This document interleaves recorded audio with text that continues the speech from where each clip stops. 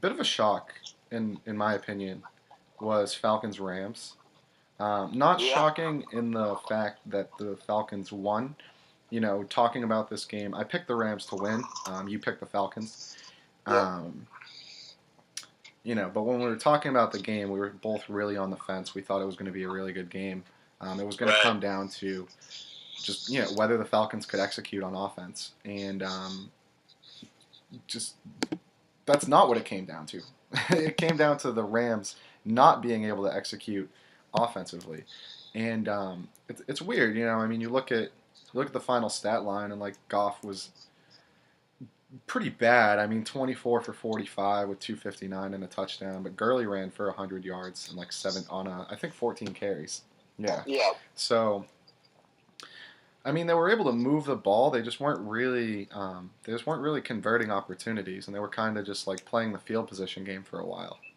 right, It took right. them a while just to get on the scoreboard. I remember. So it was Goff. Goff just looked. The moment looked too big for him, right? Yeah, and that's kind of what I spoke to with. I mean, number one, I just felt like all the pressure was on the Rams at home.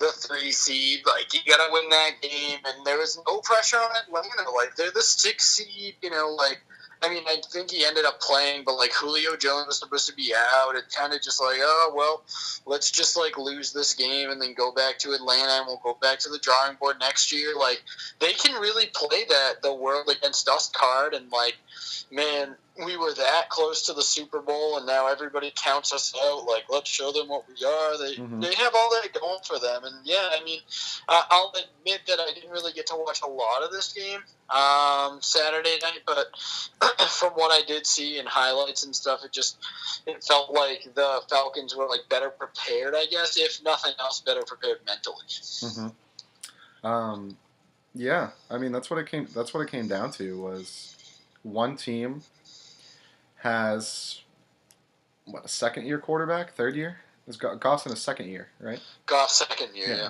yeah. as a second year quarterback, what, a 31-year-old head coach Yep. in his first season, and the other team has a guy that was in the Super Bowl last year. They have Dan Quinn, who's bounced around the league for a while and has been pretty successful in his first head coaching job. Got him to the Super Bowl last year.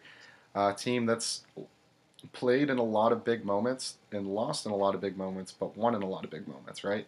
Um, Right. Matty Ice has never really shied away from pressure. He's I remember like when he first came into the league, there was just a ridiculous stretch of like you couldn't give Matty Ice the ball with more than 20 seconds left, or he was at least going to get down for that game tying field goal. Like Right. it was like clockwork. I think he had like seven in one season of like scores within the last 2 minutes to tie or go ahead. But anyway, kind of getting sidetracked here. I just thought that the Rams just they were just overmatched. I think they're still a good team. Robert Woods was a find for them. He had a fantastic game. He had a lot of really big catches. He had one towards the end of the game where he made a really big play and got him down like into the red zone, and then they just couldn't convert because Goff. But I think he caught like 9 balls for 150 or something like that, which is huge. And yeah, we came from Buffalo, which is like Buffalo just oh, they have Watkins too. So yeah, they just get all these receivers that were shunned from Buffalo, turn them into Yeah. superstars. But Yeah. I think the Rams are going to be fine long term. And Yeah, I mean, I guess though the thing about the Rams is like I wouldn't be shocked if they go 8-8 next year. Like I guess that's more what this team felt like they should have been. mm-hmm.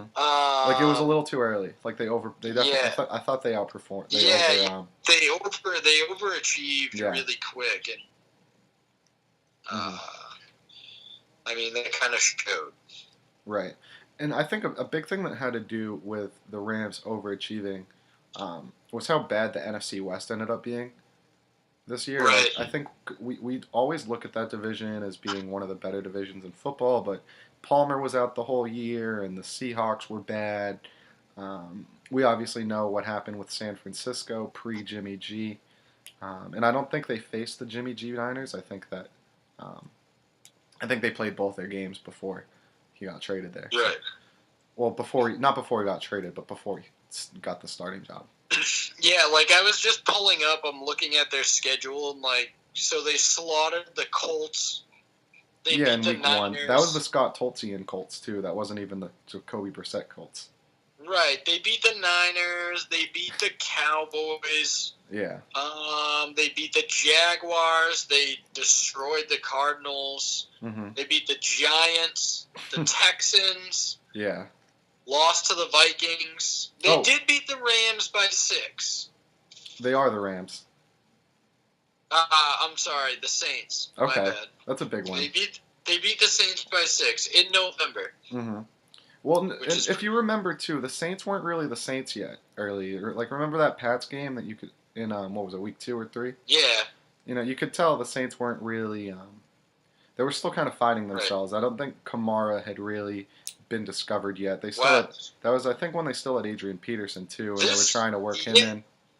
Yeah, I mean, looking at this really sheds a lot of light on, like, I mean, wow. Like, that pool of teams, all their wins.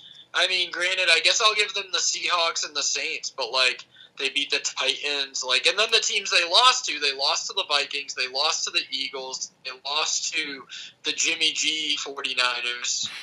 Wow, did they? They lost to the Seahawks, one of their games against the Seahawks, and they lost to the Redskins. They lost to the Redskins. Like, they lost to the Redskins? Yeah. They did lose to the Redskins. Oh, my goodness, yeah. So, that is so funny. All in all, like, you know, I'm not taking anything away. You know, you still have to go out there and play games and win games, but it looks like it might be a little bit of a tiny bit of a soft schedule. Mm-hmm. So it'll be interesting to see what they can do next year. Yeah.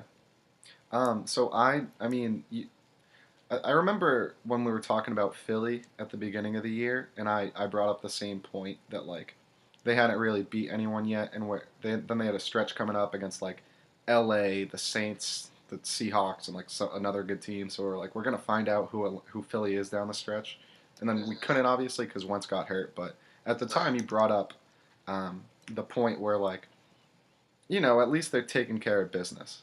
You know, like, at least they're going in and they're winning the games that they're supposed to win. And like you said, you have to give them a lot of credit for that. But there's not one game that they won where you look at it and you think that they probably shouldn't have won that game. Whereas the games that they lost, you think they probably should beat the Redskins. And then the good teams that they faced, they lost.